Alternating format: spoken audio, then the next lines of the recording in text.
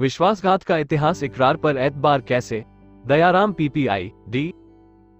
इकरार का मतलब वादा अर्थात प्रतिज्ञापन। कोई भी सांसद, विधायक अथवा मंत्री अपने पद ग्रहण करने से पूर्व संविधान की शपथ लेता है कि वो संवैधानिक मूल्यों के तहत कार्य करेगा, किंतु जमीनी हकीकत यह है कि वो आर्य सांस्कृतिक मूल्यों के अनुसार कार्य करता है, जो आर्य सांस्कृतिक मूल्य छल, छद्म, साम, दाम, दंड और भेद की बुनियाद पर खड़े हैं। महाभारत आदि पर्व अध्याय 20 श्लोक नंबर 36 के अनुसार अवसर देखकर हाथ जोड़ना, शपथ खाना, आश्वासन देना, पैरों पर मस्तक देकर प्रणाम करना और आशा बधाना, ये सब ऐश्वर्य प्राप्ति के इच्छुक राजा के कर्तव्य हैं। मनुस्मृति अध्याय 8 श्लोक नंबर 104 के अनुसार सत्य बोलने से यदि ब्राह्मण, क्षत्रिय, वैश्य का हनन होता है तो असत्य सत्य से उत्तम है। महाभारत आदि पर्व अध्याय 20 श्लोक नंबर 18 के अनुसार जब तक समय अपने अनुकूल न हो जाए तब तक शत्रु को कंधे पर बिठाकर धोना पड़े तो धो, परंतु जब समय अपने अनुकूल आ जाए तब उसे उसी प्रकार नष्ट कर दे जैसे घड़े को पत्थर पर पटक कर फोड़ डालते हैं। महाभारत आदि पर्व अध्याय 20 श्लोक नंबर 21 के अनुसार काय को भय दिखाकर फोड़ लो। जो सूर्यवीर हो उसे हाथ जोड़कर बस में कर लो। लोभी को धन देकर तथा बराबर और निर्बल को पराक्रम से बस में कर लो। भारत में आर्यपुत्र अपने पुरखों द्वारा रचित महाभारत के सांस्कृतिक मूल्यों के प्रति प्रतिबद्ध हैं, वे चाहे किसी भी संगठन में क्यों ना हो। सोमनाथ सुमनाक्षर ने अपने संगठन में चमक लाने के लिए बाबा साहब की जयंती समारोह 14 अप्रैल को गाजियाबाद में प्रधानमंत्री अटल बिहारी वाजपेयी को बतौर मुख्य अतिथि आमंत्रित किया। प्रधानमंत्री माननीय अटल बिहारी वाजपेयी ने अपने संबोधन में कहा कि बाबा साहब डॉक्टर अंबेडकर जैसे मनीषी हमारे संविधान के निर्माता थे। वे आधुनिक भारत के मनु रहे और मैं बड़े गर्व के साथ कहता हूं कि मैं मनुवादी हूं। यही अटल बिहारी वाजपेयी ने बिहार की राजनीति में जब देखा कि दो मूल निवासी समाज के नेता शरद यादव और लालू प्रसाद यादव आपस में लड़ झगड़ रहे हैं, तो उन्होंने अपने पुरखों की आर्य नीति के तहत शरद यादव को एनडीए में शामिल कर उन्हें एनडीए का चेयरमैन बना दिया। आर्य पुत्रों के चाल चरित्र और चेहरे को समझने के तुरंत बाद उन्होंने वहां से त्यागपत्र दे दिया। अंत में उनका क्या हश्र हुआ पूरा देश जानता है।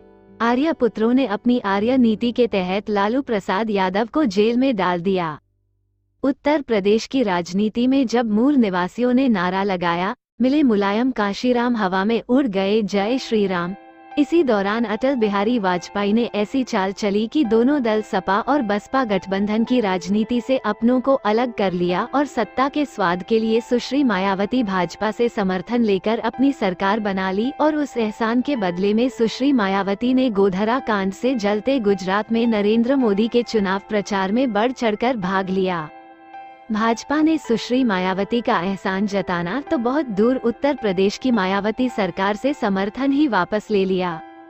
इसके बाद मुलायम सिंह यादव अटल बिहारी वाजपेयी की शरण में गए और उनसे समर्थन मांगा। उन्होंने उन्हें समर्थन देकर मुलायम सिंह यादव की सरकार बनवा दी। फिर अटल बिहारी वाजपेयी ने अपनी आर्य नीति के तहत मुलायम सिंह यादव की सपा सरकार से भी समर्थन वापस ले लिया। पत्रकार रजत शर्मा ने अटल जी से पूछा कि अटल जी, आपने पहले उत्तर प्रदेश में बसपा को समर्थन देकर सुश्री मायावती की सरकार बनाई और बाद में बसपा सरकार को गिरा दिया। तत्पश्चात आपने मुलायम सिंह यादव को समर्थन देकर सपा की सरकार बनाई और बाद में सपा से भी समर्थन वापस लेकर सपा की भी सरकार गिरा दी। आखिर कारण क्या है? आपने ऐसा क्यों किया? प्रधानमंत्री अटल बिहारी वाजपेयी ने बड़े स्पष्ट शब्दों में पत्रकार रजत शर्मा को जवाब दिया कि कांटा कांटे से ही निकाला जाता है और बाद में उन्हें फेंक दिया जाता है। मैंने वही किया है, अर्थात मुलायम सिंह यादव और सुश्री मायावती मेरे लिए दोनों कांटे थे। फिर भी दोनों नेता आज भी आर्य संस्कृति के पहरेदार बने हुए हैं। प्रधानमंत्री वीपी सिंह के साथ सामाजिक न्याय की राग अलापने वाले रामविलास पासवान पद और प्रतिष्ठा के खातिर अपना जमीर बेचने में माहिर थे। लालू प्रसाद यादव पासवान जी को मौसम वैज्ञानिक की उपाधि दे डाली थी और कहते थे कि पासवान जी को पहले ही पता चल जाता है कि किस पार्टी में कैसा मौसम चल रहा है। वे मौसम के मुताबिक उस पार्टी से जुड़ जाते थे। वे अटल बिहारी वाजपेयी के मंत्रिमंडल में कैबिनेट मंत्री रहे और एनडीए का साथ दिया। वे जिस पार्टी का समर्थन करते थे कैबिनेट मंत्री पद से नीचे की अपेक्षा नहीं करते थे। पासवान जी के निधन के पश्चात उनके बेटे चिराग पासवान लोक जनशक्ति पार्टी के अध्यक्ष बने। उन्होंने राजद और जेडीयू को शिकस्त देने के लिए भाजपा का साथ दिया और घोषणा कर दी कि वे मोदी जी के हनुमान हैं। राजनीतिक स्वार्थ में चाचा भतीजे में विवाद हो गया। कुल 6 सांसदों में 5 सांसद चाचा के साथ चले गए। चिराग पासवान अकेले रह गए। लोक जनशक्ति पार्टी 2 भागों में बंट गई। एक लोक जनशक्ति पार्टी आर अर्थात रामविलास पासवान, दूसरी लोक जनशक्ति पार्टी पी अर्थात पारस पशुपतिनाथ। प्रधानमंत्री नरेंद्र मोदी ने बिना विलंब के अपने हनुमान चिराग पासवान की मदद करना तो बहुत दूर दिल्ली का सरकारी आवास भी खाली करा लिया। आर्य पुत्रों की शरण में जो मूल निवासी नेता गए वे उनके साथ आर्य पुत्रों ने अपनी आर्य संस्कृति के अनुसार ही व्यवहार किया। मूल निवासी समाज के राजनेताओं ने भी इकरार किया संविधान के साथ और अपने मूल निवासियों के साथ व्यवहार करना शुरू किया आर्य सांस्कृतिक मूल्यों के अनुसार, जिसका परिणाम मूल निवासी बहुजन समाज के नेता आज भुगत रहे हैं। फिर भी वे कितने बेशर्म हैं उसका वर्तमान परिदृश्य मूल निवासी बहुजन समाज के समक्ष विद्यमान है। सन 2022 में कुछ अन्य राज्यों के साथ उत्तर प्रदेश विधानसभा का भी चुनाव हुआ। तत्कालीन भाजपा नेता ओम प्रकाश राजभर, स्वामी प्रसाद मौर्य, उदित राज और महिला सांसद सावित्रीबाई फुले भाजपा छोड़ समाजवादी पार्टी का दामन पकड़ा और उन्होंने भाजपा और उनके नेताओं प्रधानमंत्री नरेंद्र मोदी और अमित शाह पर अभद्र टिप्पणियां करते हुए उन्हें कोसना शुरू कर दिया। फिर भी उत्तर प्रदेश विधानसभा का चुनाव परिणाम भाजपा की झोली में ही गया। उत्तर प्रदेश विधानसभा चुनाव के बाद ही बड़बोले नेता ओम प्रकाश राजभर और अखिलेश यादव के बीच में तकरार शुरू हुई। फलत भाजपा को गाली देने वाले ओम प्रकाश राजभर पुनः अमित शाह के शरण में जाकर एनडीए में शामिल हो गए और घोषणा भी कर दी कि उनके और भी पुराने साथी एनडीए में शामिल होने वाले हैं। आगे देखते तो जाइए। स्वामी प्रसाद मौर्य के विषय में तो कुछ कहना ही नहीं कि उनका कैसा चरित्र है। इनकी बेटी भाजपा में सांसद और स्वयं सपा के कद्दावर नेता जो रात दिन तथागत गौतम बुद्ध और डॉक्टर अंबेडकर की जय जयकार की माला जपते रहते हैं। जिन मूल निवासी नेताओं के विचार और व्यवहार में जमीन और आसमान का अंतर हो, क्या उन पर एतबार किया जा सकता है? क्या वे कभी अपने समाज के प्रति वफादार हो सकते हैं?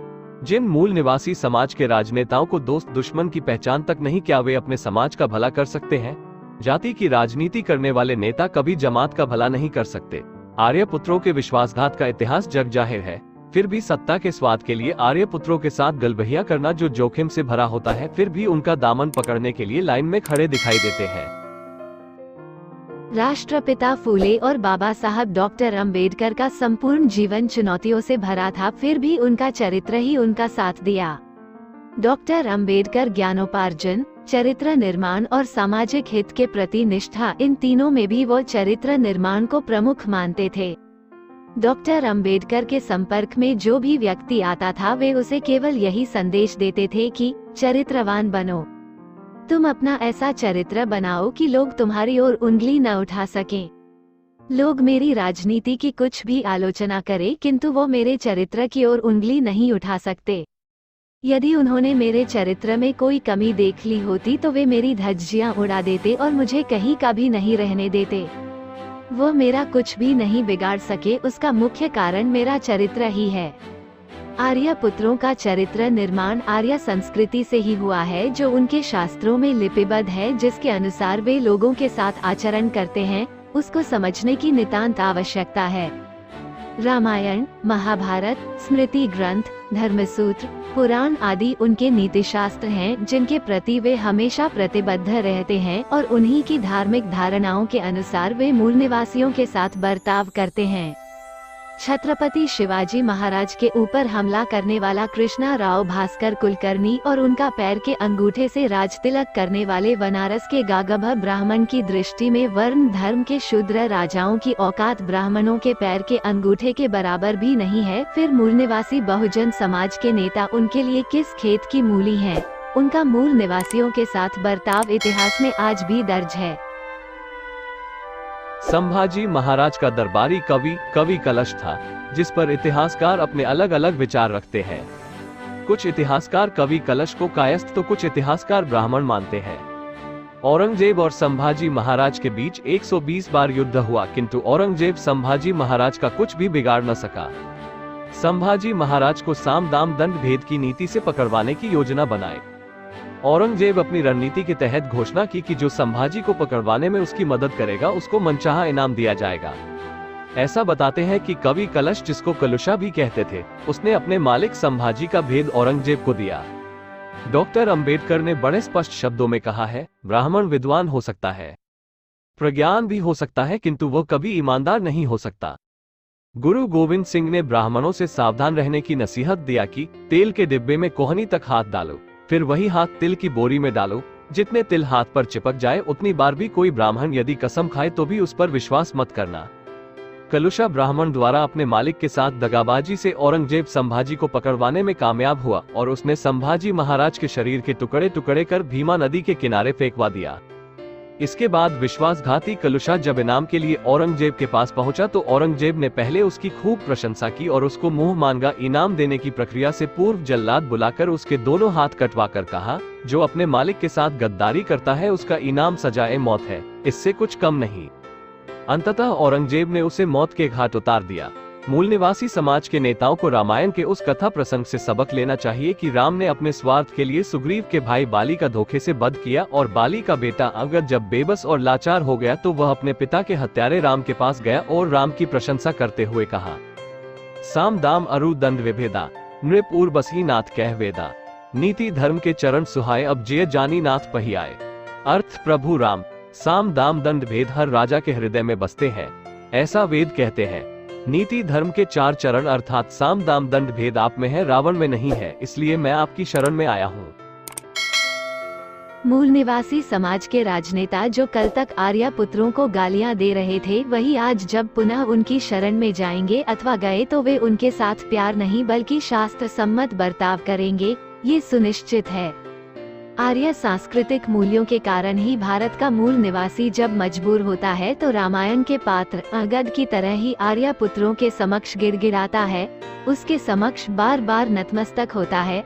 जब शेर और भेड़ एक साथ नहीं रख सकते, चूहा और बिल्ली में दोस्ती नहीं हो सकती, शेर और गाय एक घाट पर पानी नहीं पी सकते, कुत्ता मांस की रखवाली नहीं कर सकता, फिर मूल निवासी और विदेशी आर्य एक साथ कैसे रहकर अपने समाज का भला कर सकते हैं?